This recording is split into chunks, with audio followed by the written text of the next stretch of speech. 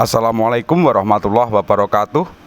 Salam budaya, salam rahayu, salam waras. Sedulur sekalian, selamat bertemu kembali dengan saya Kang Jinggu di channel YouTube Tonatan TV. Kali ini kita akan kembali mengupas tentang perjalanan Joko Tingkir hingga menjadi Sultan Pajang. Karena Joko Tingkir ini salah satu pendiri dari Kesultanan Pajang setelah Demak Bintoro. Nah, bagaimana kisah dan cerita kelanjutannya? Monggo disimak, dan jangan lupa sedulurku sekalian, panjenengan beri dukungan kepada Tonatan TV dengan menekan tombol subscribe bagi yang belum subscribe, dan bagi yang sudah silahkan untuk memberi dukungan dengan memberikan like dan juga komentar. Dan bila panjenengan anggap video ini bermanfaat, silahkan bagikan melalui media sosial yang panjenengan punyai.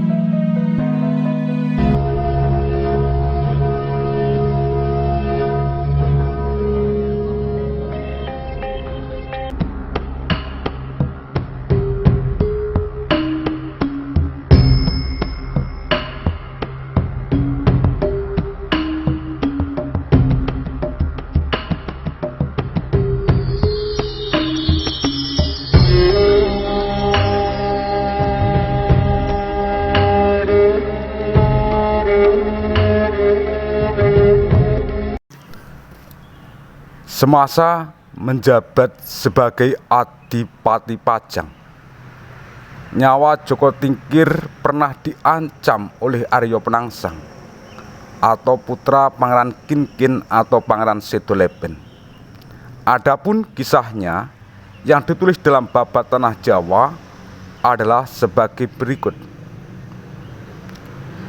Di dalam ruang peraduan kedaton suatu malam, Adipati Pajang tertidur dengan dikitari oleh seluruh istrinya. Pada saat itu, 4 pajineman utusan Aryo Penangsang mengendap-endap untuk membunuh Adipati Pajang. Tampak Adipati Pajang tengah tertidur pulas. Salah seorang pajineman Jipang itu menikamkan keris ke dada sang Adipati. Para istri menjerit-jerit dan menangis hingga Adipati Pajang yang tak mempan senjata tajam terbangun. Adipati Pajang heran kenapa seluruh istrinya menjerit-jerit dan menangis. Bertanyalah sang Adipati kepada seluruh istrinya, "Kenapa kalian menjerit-jerit dan menangis?" "Ampun Paduka," salah seorang istri Adipati Pajang menjawab, "Kami tadi menyaksikan 4 orang memasuki peraduan. Salah seorang dari mereka menancapkan keris ke tubuh Paduka." Mendengar jawaban dari salah seorang istrinya, Adipati Pajang bangkit dari ranjang. Baru keluar dari ruang peraduan, Adipati Pajang melihat 4 pejineman yang tengah kebingungan karena tidak dapat keluar dari kedaton. Oleh sang Adipati, ke-4 pajineman itu diampuni kesalahannya. Mereka disuruh kembali ke Kadipaten Jipang sesudah dibekali uang, perhiasan, dan pakaian yang pantas oleh Adipati Pajang.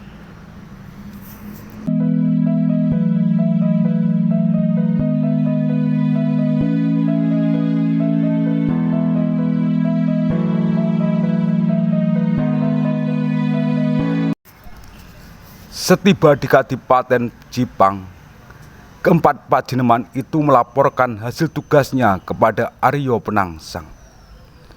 Mendengar laporan itu, Aryo Penangsang murka. Tidak lama kemudian hasil laporan dari seluruh pajinemannya itu disampaikan kepada Sunan Kudus.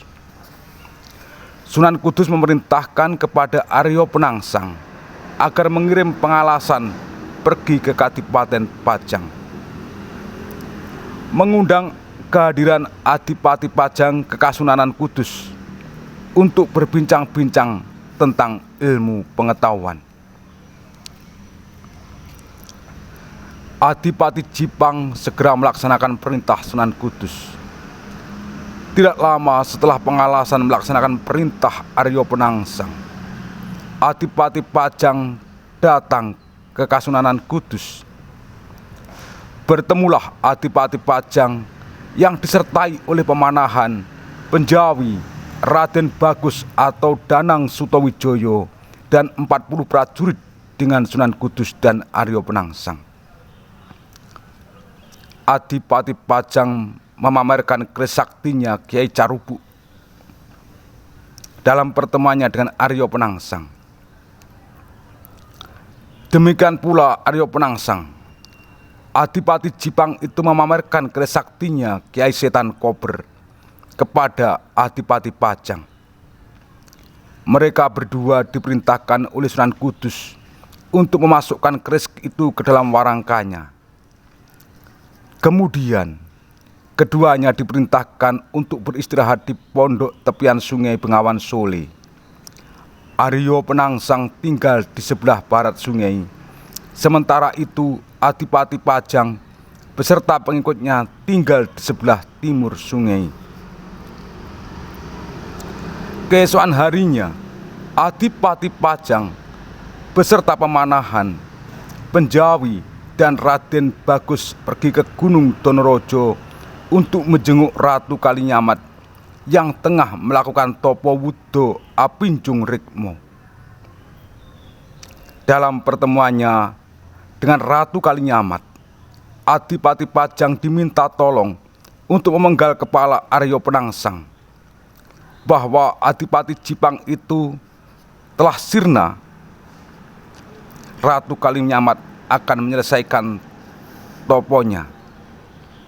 Tidak ada yang dapat diungkapkan oleh Adipati Pajang selain bersedia untuk melaksanakan perintah Ratu Kalinyamat.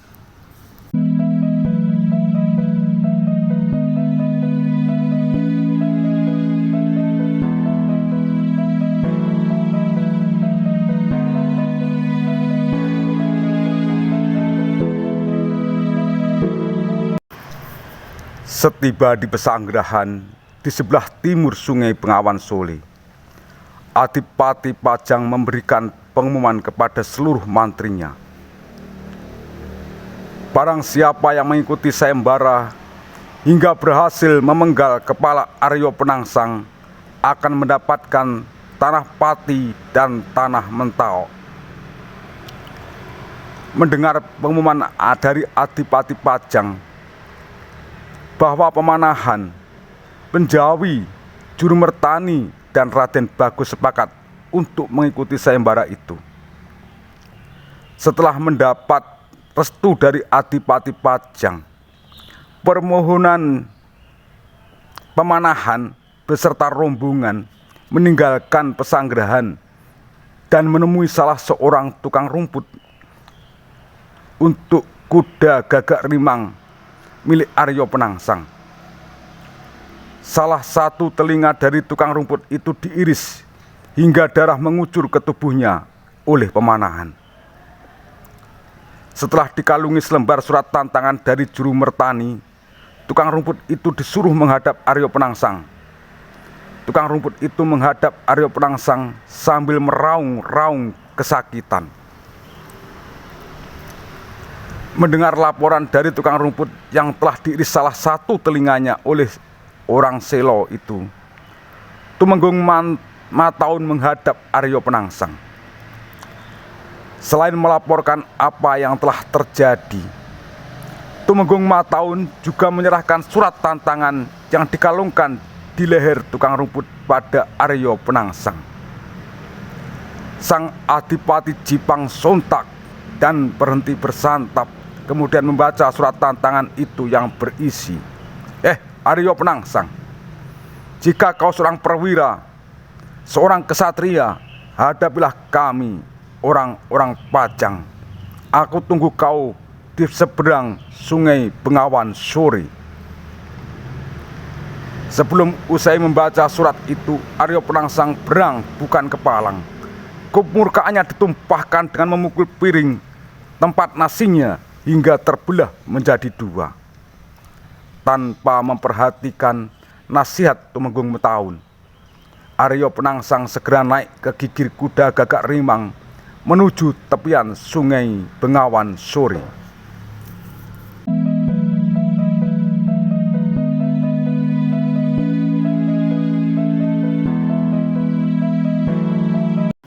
Sedulurku sekalian, Aryo Penangsang ditantang terus oleh Pemanahan beserta pasukannya hingga menyeberangi Bengawan Sore atau sebuah sungai yang diyakini dapat melemahkan kesaktian penyeberangnya. Karena sifat pemarahnya, Aryo Penangsang menyeberangi sungai itu.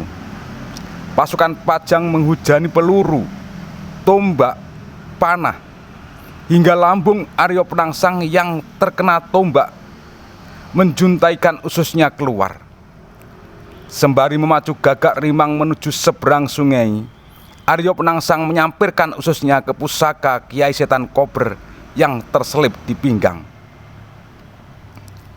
Setiba di seberang Sungai Bengawan Sore, Aryo Penangsang mengamuk layaknya banteng yang terluka.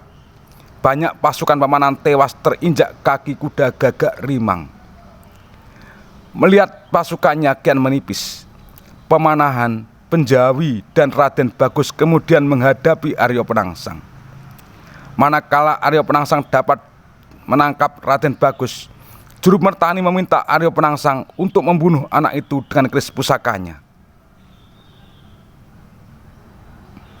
Dengan amarah berkobar-kobar, Aryo Penangsang menghunus Kiai Setan Kober dari warangkanya.